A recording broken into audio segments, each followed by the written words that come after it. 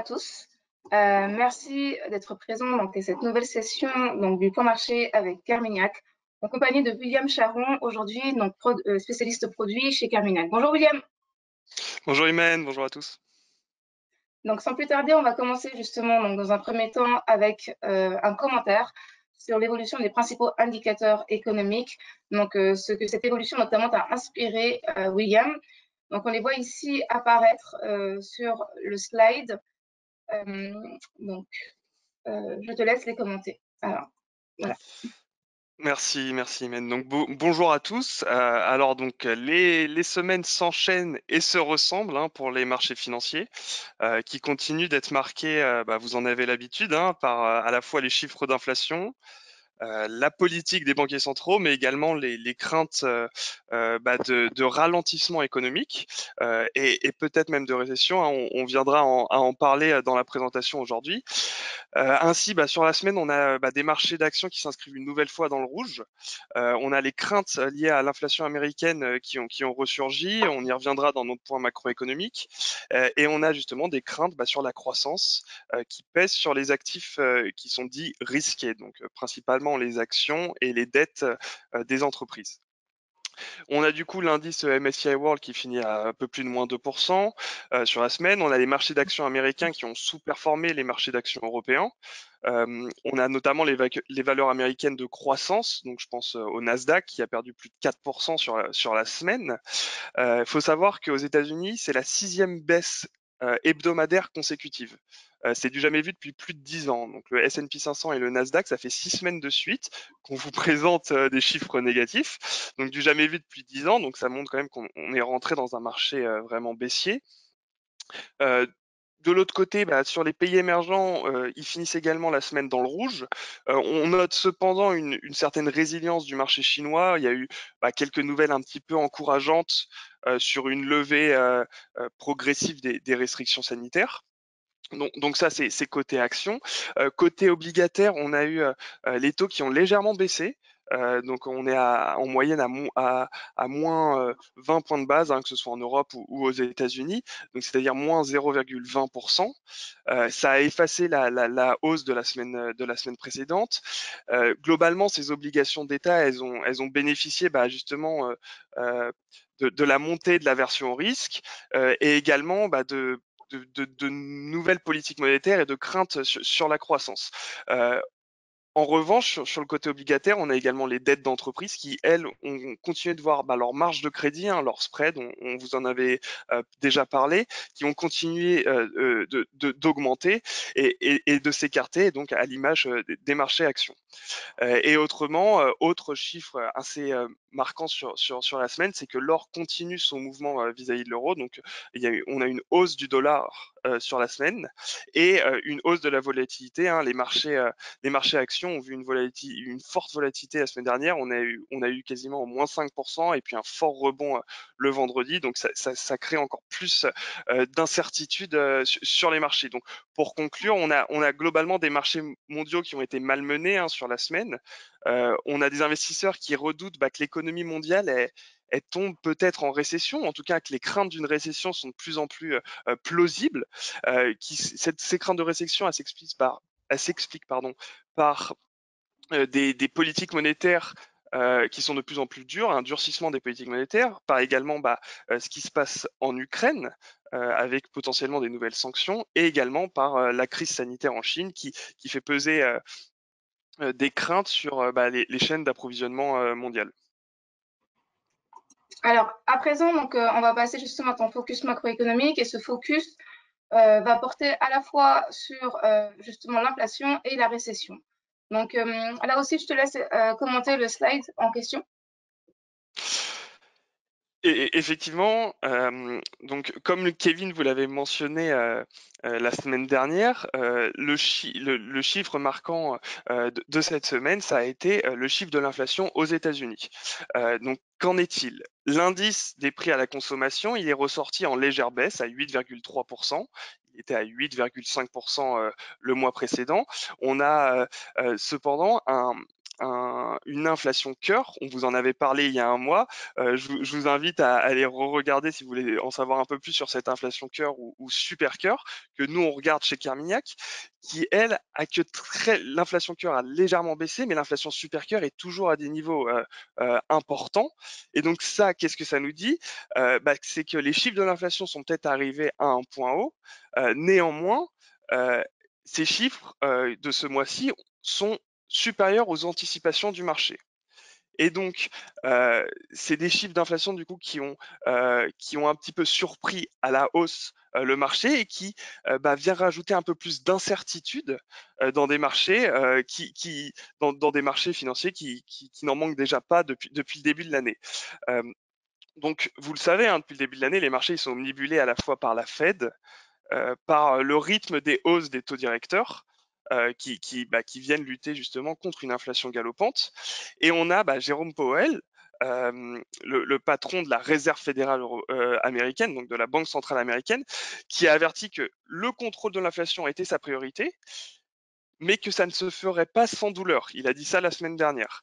Et donc ça, qu'est-ce que ça nous dit? Ça nous fait poser des questions sur la croissance future et justement sur les craintes d'une possible récession.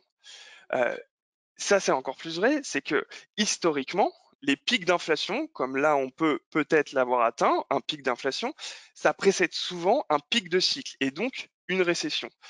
Vous le voyez sur le graphique de droite, toutes les périodes grisées, ce sont des périodes de récession aux États-Unis et vous voyez que chaque pic d'inflation, la courbe verte représentant l'inflation aux États-Unis en glissement annuel, et vous voyez que chaque pic précède des périodes de récession. Et ça, on le voit également sur les marchés parce que la probabilité d'une récession, elle est passée de 5% en mars à plus de 30% aujourd'hui. Donc c'est pas encore majoritaire, mais c'est quelque chose qui est petit à petit pris en compte par les marchés, qui rajoute de l'incertitude sur la croissance future et qui amène les investisseurs à plus de prudence. Alors, justement, donc, du coup, à présent, on va passer à ton focus microéconomique qui, cette fois-ci, va concerner le rachat d'actions et qui, pour le coup, va également coïncider avec ta minute pédagogique. Donc, les rachats d'actions. Exact. Exactement, tout à fait. Merci. Alors, les rachats d'actions, justement, on va faire un petit point sur les rachats d'actions et avant, je vais rajouter une petite minute pédagogique sur qu'est-ce qu'un rachat d'actions. Euh, et on va faire d'abord le point sur pourquoi les entreprises y ont recours et quelles implications ça peut avoir pour nous, investisseurs. Donc, tout d'abord, un rachat d'actions, pour faire simple, c'est une opération par laquelle une entreprise va racheter ses propres actions sur le marché. Cette pratique, elle est légale, hein, elle est néanmoins complètement encadrée par les autorités de régulation pour éviter des manipulations de cours. Et c'est un outil pour les entreprises de retour à l'actionnaire, de retour à l'actionnaire au même titre que peut l'être un dividende. Donc un dividende ordinaire ou exceptionnel. Néanmoins, le rachat d'actions, il se différencie parce qu'il amène une certaine flexibilité. Il est décidé à un certain moment, donc il peut être décidé à des moments où le prix de l'action est assez bas, en tout cas pour les dirigeants de l'entreprise, où ils se disent c'est peut-être le bon moment de racheter nos actions. Il est décidé également à l'avance, donc on peut encadrer le prix auquel c'est racheté, donc tout ça c'est décidé en avance. Et ça peut également être, les actions qui sont rachetées peuvent également être redistribuées aux salariés dans des plans de participation, par exemple. Alors, les entreprises, pourquoi elles se tournent vers le rachat d'actions et pourquoi c'est important d'en parler cette semaine? C'est que ce mécanisme, hein, qui est de plus en plus rodé, notamment aux États-Unis, il est assez bien valorisé par les actionnaires. Il permet en effet de les rassurer parce qu'il augmente mécaniquement le bénéfice par action. On va faire très simple. Un bénéfice par action, il y a deux côtés. Si on veut augmenter le bénéfice par action d'une entreprise, soit l'entreprise fait plus de bénéfices, soit on réduit le nombre d'actions. Et mécaniquement, si on réduit le nombre d'actions, même à bénéfice constant, on augmente le bénéfice par action. Donc ça, c'est quelque chose vraiment qui donne une impression positive pour le public. Euh, Également, le rachat d'actions, ça a certains avantages fiscaux, notamment aux États-Unis. Néanmoins, il faut toujours contraster. Un rachat d'actions, ça peut également envoyer des signaux d'alerte. il faut pas le faire pour les mauvaises raisons. Un des signaux d'alerte sur lequel ça peut alerter, c'est-à-dire que, si une entreprise décide de racheter ses actions, ça peut également être parce que cette entreprise a moins de perspectives. Ils n'ont pas envie de réinvestir pour le futur parce qu'ils ne voient pas d'opportunité sur le marché et donc du coup, ça peut, justement être un signal plutôt négatif et pour ça, nous chez Carmignac en tant que gérant actif, c'est pour ça qu'on va regarder les fondamentaux, c'est pour ça qu'on va regarder pour quelles raisons ils font des rachats d'actions parce qu'il y a des bonnes ou des mauvaises raisons de le faire. Il y a aussi parfois des gens qui font des rachats d'actions et c'est déjà arrivé pour justement les rémunérations des plus hauts cadres. Donc il faut toujours regarder pourquoi on le fait, aussi bien d'un côté fondamental, même d'un côté de gouvernance, hein, si on parle de l'ESG. Et c'est vraiment quelque chose qu'on va regarder. Et pourquoi c'est important pour les investisseurs? Aux États-Unis, on estime que sur les 10 dernières années, les rachats d'actions, ça représente à peu près 35% de la performance du S&P 500. Donc c'est vraiment pas à négliger. Et qu'est-ce qu'on s'aperçoit? On s'aperçoit, vous le voyez sur le graphe, que cette année 2022, les estimations sont au plus haut jamais vu. On est à plus de 1000 milliards de rachats d'actions estimés aux États-Unis, mais c'est aussi le cas en Europe. Je crois qu'en Angleterre, on a déjà passé le plus haut point qui était en 2018. En Chine également, on a de plus en plus d'entreprises qui commencent à avoir recours à cette stratégie pour les entreprises. Et on a, je vous ai mis quelques exemples, on a notamment Google qui est passé de 25 milliards de rachats d'actions en 2019 à plus de 70 milliards aujourd'hui. 70 milliards, c'est juste monstrueux en termes de volume. On a également, pour rester en Europe, Compass, hein, Compass qui est euh, à l'image d'un Sodexo qui est le Sodexo anglais, pour faire très simple, dans la restauration, qui a également annoncé après des solides résultats trimestriels qu'ils allaient effectuer en 2022 plus de 500 millions de rachats d'actions. Et ça, c'est des entreprises qu'on aime particulièrement chez Carmignac parce elles font ces rachats d'actions pour les bonnes raisons. Et juste pour finir peut-être, ce qu'il faut faire attention sur les rachats d'actions, également, comme je le disais, ça peut avoir vraiment quelque chose, ça peut avoir une conséquence sur la croissance future, sur les perspectives de croissance, et ça peut être également un indicateur que, au moment où les rachats d'actions sont les plus hauts, ça peut potentiellement, et on en revient encore une fois, amener une période de récession. Parce que justement, les entreprises ne trouvent plus assez justement de croissance future et donc c'est une période c'est quelque chose que nous chez Carmignac on regarde également pour potentiellement anticiper un ralentissement économique, en tout cas un ralentissement de la croissance. D'accord, c'est entendu. Il y a des questions justement sur le sujet, on va les poser à la fin. Pour le coup, donc, le message de la semaine pour toi, William, c'est atterrissage en douceur ou atterrissage brutal. Exactement, et on en revient justement à cette question de la récession, hein. Encore une fois, j'ai pas envie de vous faire peur, mais c'est vraiment quelque chose qui revient aujourd'hui dans le marché. C'est ce qui fait peur au marché. Et on a notamment Jérôme Powell, hein, le directeur de la Fed, le président de la Réserve fédérale américaine, qui se pose justement cette question, où il a dit jeudi dernier que je regarde mes notes, mais il a dit exactement un atterrissage en douceur signifie simplement ramener l'inflation à 2% tout en conservant un marché du travail solide. Et il a rajouté une phrase justement pour le brutal, c'est assez difficile à réaliser en ce moment. Et je pense que c'est vraiment ce qui se passe en ce moment et ce que les investisseurs se posent. Il va essayer de le faire, mais c'est vraiment pas facile d'y arriver, en tout cas vu les conditions de marché. Alors, concernant donc les idées d'allocation, tu as décidé de mettre en avant cette semaine Carmignac Portfolio Europe pour le coup. Donc ici, Patrimoine Europe, pardon. Donc ici, un slide sur la surperformance par rapport à l'indicateur de référence. Oui, alors exactement. Ça fait quelques semaines qu'on vous parle de ce fonds, Carmignac Portfolio Patrimoine Europe, et j'ai parlé beaucoup de récession, de choses qui font peut-être peur aux épargnants, hein, globalement, des peurs sur leurs épargnes. Néanmoins, il ne faut pas non plus avoir une vision complètement négative, hein. Je le rappelle, c'est que 30% hein, les probabilités d'une récession. Euh, ces craintes, elles offrent aussi des opportunités. Donc nous, je pense qu'au sein d'Easy Bourse, vous avez différentes solutions possibles. Nous, chez Carmignac, on a un fonds fonds patrimonial, donc Carmignac Portfolio Patrimoine Europe, qui justement a les outils pour traverser ces périodes-là, ces périodes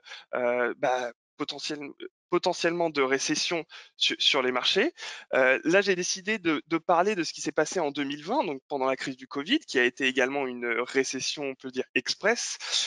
Mais ça nous montre juste les outils qui sont que les gérants du fonds ont à leur disponibilité. Et on voit on voit justement que pendant une période de baisse, comme on l'a connu pendant la période du Covid, le fonds a les outils pour atténuer cette baisse. Donc, il peut le faire de différentes façons, en réduisant son exposition nette aux actions, mais également il peut le faire sur les marchés du crédit et également sur le marché des obligations d'État, en réduisant sa sensibilité. Et ensuite, il a également les moyens de se réexposer rapidement, de profiter de certaines opportunités, parce que quand on a des baisses assez généralisées sur les marchés, il y a aussi des opportunités qui s'offrent à nous, investisseurs de long terme. Et donc, ces fonds-là, justement, ce fonds-là a la possibilité de se réexposer à des secteurs petit à petit, graduellement. Il y a différentes classes d'actifs, donc peut-être qu'en premier, ce sera le marché du crédit qui pourrait rebondir dans les prochains mois. Et ça a été le cas en 2020, c'est ce qu'on a fait. On s'est réexposé au marché du crédit, on s'est très rapidement réexposé au marché actions. Et c'est ce qui a permis au fond à la fois de surperformer dans la période baissière, mais également dans la période de hausse et le fort rebond qui s'en est suivi. Et ça, c'est justement grâce aux outils et grâce à justement les outils et la lecture du marché des gérants et des équipes de Carmignac.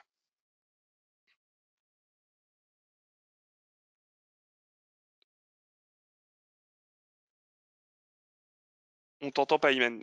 Je sais pas si tu parles, on ne t'entend pas. Oui, j'étais en train de parler. Ah, Effectivement, donc du coup, c'est un fonds qui est directement disponible sur la plateforme Easy Bourse. Tout simplement en tapant justement le libellé dans le moteur de recherche, vous avez la possibilité justement d'atterrir sur la fiche valeur qui vous présente les principales caractéristiques donc financières aujourd'hui et extra-financières également. On est en train de les intégrer pour également justement donc faire part de données également extra-financières sur nos fonds d'investissement. Du coup, on va passer à présent donc, aux questions-réponses. Donc, et il y en a. Je vais commencer sur les questions par rapport au rachat d'actions. Alors, il y a deux questions, William. La première, c'est comment justement distingue-t-on en fait une bonne opération de rachat d'actions et une mauvaise opération de rachat d'actions? Qu'est-ce que vous regardez en particulier justement donc pour en fait distinguer en fait justement donc et faire cette discrimination? Et justement, qu'est-ce qui, en fait, pourrait vous amener à penser que le niveau des rachats d'actions, effectivement, devient synonyme de récession à venir ou avérée? alors, pour répondre à la première question, tout d'abord, qu'est-ce qu'on va regarder chez Carmignac et nos analystes le font? On va regarder les fondamentaux. Et quand je parle de fondamentaux, on va regarder les liquidités disponibles. On va regarder parce que quand on fait un rachat d'actions, bien entendu, on le paye avec les liquidités. Néanmoins, il ne faut pas se tromper. Ces dernières années, c'est arrivé, notamment avec des taux d'intérêt négatifs. Il y avait des entreprises qui s'endettaient pour acheter leurs actions. Donc ça, par exemple, c'est une mauvaise raison de le faire. C'est pas la bonne façon. Nous, on va regarder les cash flows générés par l'entreprise, c'est-à-dire les flux qui vont être générés par l'entreprise. Si ceux-là sont supérieurs, si les entreprises ont déjà beaucoup investi, pardon, je pense notamment à Google. Google investit énormément dans la recherche et développement. Ils ont également énormément de liquidités de côté. À partir d'un moment aussi élevé de liquidité, autant aussi élevé d'investissement, ils ont la possibilité de justement rendre aux actionnaires une partie de ces liquidités, parce que le but de Google, ce n'est pas de gérer la liquidité au jour le jour, ce n'est pas d'accumuler de la trésorerie, au contraire, c'est de le rendre aux actionnaires quand ils en ont trop et qu'ils ne savent plus trop où l'investir. Au contraire, il y a vraiment voilà, des entreprises qui le font pour des mauvaises raisons. Je l'ai également expliqué et c'est très bien que tu aies parlé d'ESG et que vous allez intégrer cela parce que nos fonds sont globalement ESG, ceux qui sont disponibles chez Easy Bourse. Et on va regarder par exemple la structure de rémunération euh, des, euh, des chefs d'entreprise. Si cela implique que si, je sais pas, ils vont toucher des bonus parce que l'action doit atteindre un certain niveau, et qui font du coup beaucoup de rachats d'actions pour que l'action atteigne ce certain niveau, c'est une mauvaise raison de le faire. Et ça, c'est nos analystes ESG et notamment de gouvernance. On a une analyse de gouvernance au sein de Carmignac qui va regarder cela et c'est quelque chose de très important. Après, pour en revenir au risque de récession, je dis pas que c'est un indicateur à suivre, c'est pas l'indicateur clé, c'est juste que, eh ben, en effet, quand les rachats d'actions sont à des points hauts, historiquement, ça veut dire qu'il y a forcément des entreprises qui ont moins, qui vont moins investir dans la croissance future, et donc ça va peser sur cette même croissance future. C'est un indicateur à suivre, c'est pas l'indicateur clé. D'accord, c'est entendu. Autre question sur l'inflation. Est-ce que tu peux nous faire un rappel justement sur qu'est-ce que l'inflation cœur et justement donc également nous signaler aujourd'hui quelle est votre vue, votre vision sur à la fois justement donc l'évolution de cette inflation et également l'évolution des taux directeurs de part et d'autre de l'Atlantique. C'est c'est une grande question. Alors, l'inflation cœur, pour en venir, et je vous encourage à revoir le webinaire d'il y a juste un mois, je crois que c'était il y a tout pile un Oui, mois. L'inflation cœur, c'est quelque chose c'est l'inflation, on va dire, la plus persistante. Parce qu'on va enlever les prix de l'alimentation, les prix de l'énergie, qui sont globalement les prix qui peuvent fluctuer le plus, et on va regarder l'inflation des services, plusieurs inflations. Chez Carmignac, on a même une inflation encore plus loin, on va sur la super cœur, c'est-à-dire qu'on enlève euh, tous les services qui ont été affectés par la crise du Covid. Je pense notamment aux hôtels, aux compagnies aériennes qui ont connu des forts rebonds. Donc on va vraiment regarder cette inflation, c'est vraiment l'inflation de base. Et cette inflation, c'est celle que nous on regarde, c'est celle que le marché regarde, et notamment la Réserve fédérale ou la Banque centrale en Europe. C'est ça qu'ils vont regarder en priorité, parce que c'est celle qui est le plus difficile à contrer, et c'est celle qui entraîne une hausse des taux directeurs. Donc la vision que nous on a chez Carmignac pour le moment, c'est que cette inflation, elle est potentiellement, en tout cas aux États-Unis, sur des plus hauts. La baisse va peut-être pas être aussi rapide que la montée, donc elle peut prendre un peu plus de temps. Je crois que c'est ce dont Kevin a parlé la semaine dernière. Et on voit du coup des banquiers centraux qui vont continuer à monter les taux. On les voit aux alentours de 3%, nous, chez Carmignac. En Europe, c'est un peu différent. On pense que l'inflation atteindra son pic un tout petit peu plus tard, notamment parce qu'en Europe, enfin, l'Europe est encore dépendante des prix de l'énergie et de potentielles nouvelles sanctions sur ce qui va se passer en Ukraine. Et, euh, et on n'a pas encore de réaction de la part des banquiers centraux. On s'attend à une première réaction euh, plutôt en plein cœur de l'été. Euh, je crois que la Banque centrale, il y a Christine Lagarde qui en a parlé la semaine dernière, où justement ils ont dit qu'ils allaient potentiellement, ça va potentiellement se faire peut-être en juillet, peut-être en septembre. Donc la remontée des taux en Europe sera beaucoup plus progressive. Pourquoi? Parce que la croissance est moins forte, et les fondamentaux de la croissance européenne sont moins fortes que la croissance américaine. d'accord, c'est entendu. Enfin, une toute dernière question sur le fonds justement que tu as mis en évidence aujourd'hui, à savoir donc Carmignac Portfolio donc Patrimoine Europe. Est-ce qu'il y a des dominantes aujourd'hui en termes de géographie, de style ou de secteur qui apparaissent justement de par le stock picking réalisé justement par les experts de Carmignac? C'est une bonne question. Sur les actions, on a effectivement renforcé le côté défensif du portefeuille. Donc je crois que c'est pas que je crois, j'en suis sûr, la première pondération sectorielle du fonds, c'est la santé. Euh, je pense notamment à Novo Nordisk ou Roche, qui sont des entreprises de la santé qu'on apprécie particulièrement, qui dans des périodes justement de récession, c'est des secteurs plus défensifs, donc qui se comportent mieux dans ces périodes-là. Euh, on a également euh, on a également renforcé au sein du portefeuille, réduit, je veux dire, au sein du portefeuille, les entreprises de croissance, de forte croissance, qu'on appelle des high beta, donc qui sont très fortement exposés justement à une remontée des taux. Donc ça, on l'a fait très tôt au sein du portefeuille, on l'a fait avant janvier.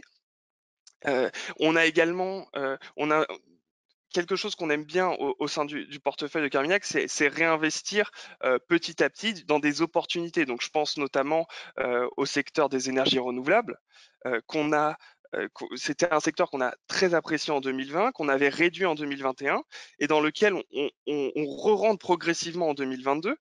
Même si c'est un secteur de croissance importante, c'est également un secteur qui, lui, a été affecté par ce qui s'est passé, la situation en Ukraine, hein, la guerre en Ukraine, qui a emmené l'Europe à chercher des alternatives.